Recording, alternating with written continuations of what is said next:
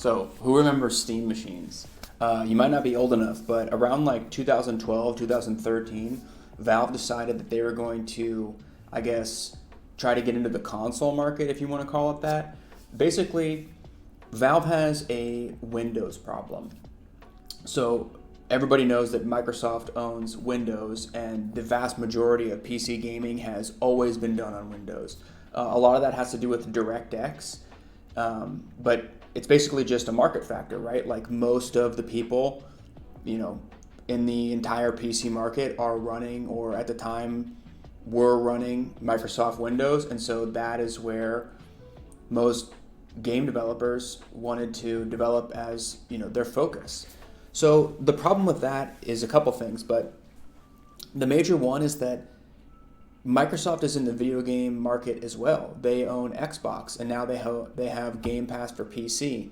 So it's really not in Microsoft's best interest to indefinitely allow the largest gaming storefront to be closed behind a company that they don't control, right? So Steam is by far the largest player in the game of buying PC games, and Microsoft wants a cut of that action, right? All these games are running on Windows. Why shouldn't they get the money for that? It's their operating system. So Gabe Newell is a very savvy businessman, and he's also a nerd and is interested in open source. And so he chose Linux, right? Something like 95% of all websites that are running on the internet run Linux. It's the largest open source. GNU Linux is the largest open source operating system on the planet. And Linux gaming has always been a thing, right? It's never rivaled Windows, but there were some games that ran natively on Linux. So Valve decided to make Steam machines. So basically what these are just PCs, and they ran a custom operating system that was built off of the Linux kernel. And I forget what the distribution was at the time. Maybe it was Ubuntu. I'll have to look into that. But this was the first attempt to really move games off of Windows and onto a new operating system that's open source. And so they had to make a case that enough games were going to run on these new PCs, not running Windows, for consumers to, use their money to buy one. And so Proton was this compatibility layer that allowed games that were designed to run on Windows to run on Linux and these new Steam machines. And they also have a really cool controller that they came out with that was innovative at the time, that's sort of the prototype that the Steam Deck now was built on top of. And it was really cool, and it was a great idea, and there was a lot of media hype around it. But there was a major problem, and that problem was that these were still gaming PCs, and there had to be a reason for these PC manufacturing companies to build these and attempt to make profit off of it in a new risky endeavor that really benefited Steam and not necessarily these hardware manufacturers, right? So a lot of these Steam Decks were priced around the same as a gaming PC if you were going to build it yourself, right? And so consumers, they sort of had a weird conundrum on their hands, right? Like, should I buy this pre-built, or should I just build my own computer and run Windows where 100% of the games that I want to play are running, So it was really a hard sell for most consumers at the time. So the Steam Deck eventually replaced the failed Steam machines. So the history of the Steam machine and the conclusion of them was there wasn't really enough consumer interest, and there wasn't very large profit margins for the hardware manufacturers. So it just kind of died down, and the Steam controller was actually sunset, and they no longer manufacture it. They're actually kind of valuable now if you have your hands on one. So the Steam Deck, right? The Steam Deck came out, and it's obviously, a relative smash hit for a new gaming console, right? I think it's really the only successful console that's come out since, you could say, the Xbox, right? Since Microsoft entered the market. And one of the major benefits of the way that this Steam Deck went down, that the Steam Machine didn't have, is that Valve produced the hardware.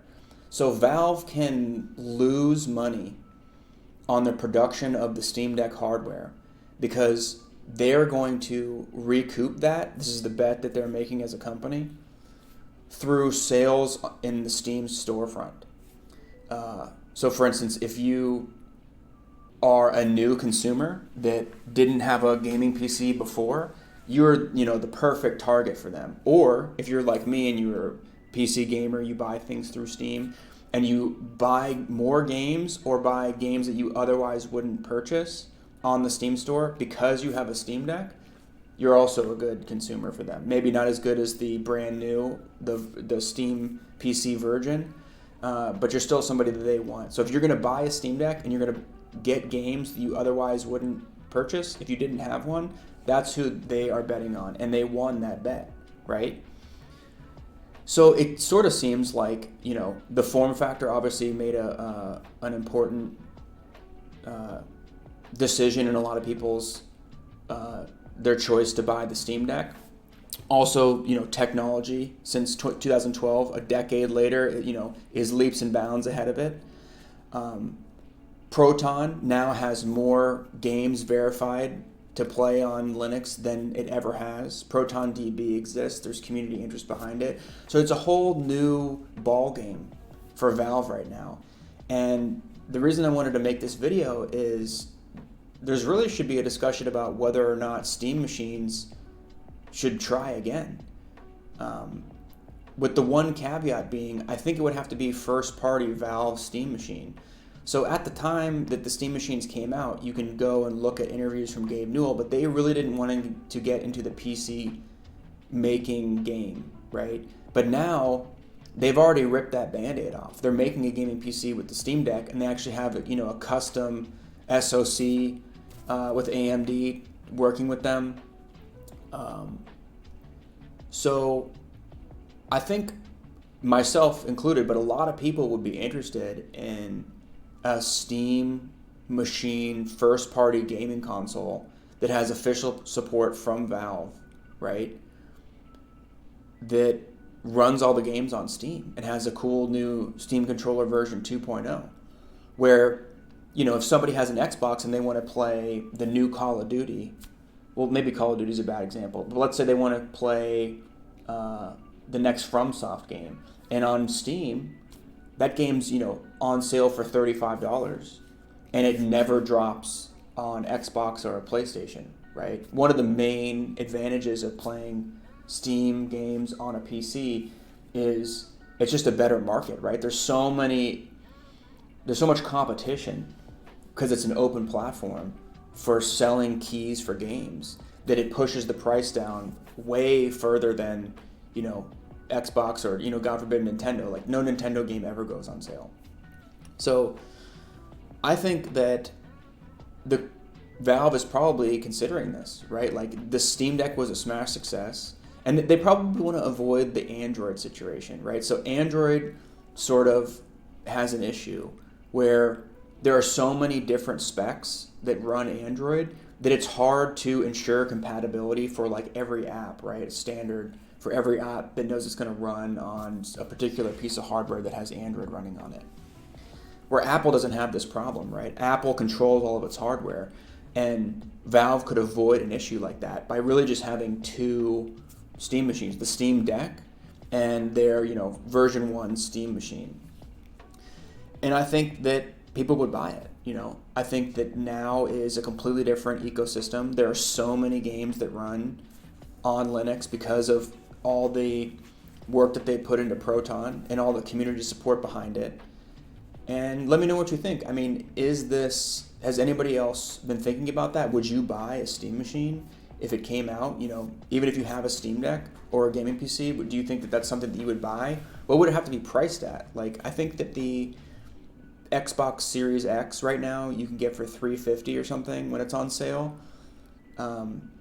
And without the screen of the Steam Deck and the battery, is that something that they could match, right? Could they get enough hardware and build it for a competitive price relative to the other, current gen gaming consoles to be able to do something like that? Who knows? Maybe they can. But yeah, I just thought I'd make this video. That's an interesting thought that I had, and maybe if somebody wants to talk in the comments and tell me what you think, I'd be interested in answering questions or commenting back.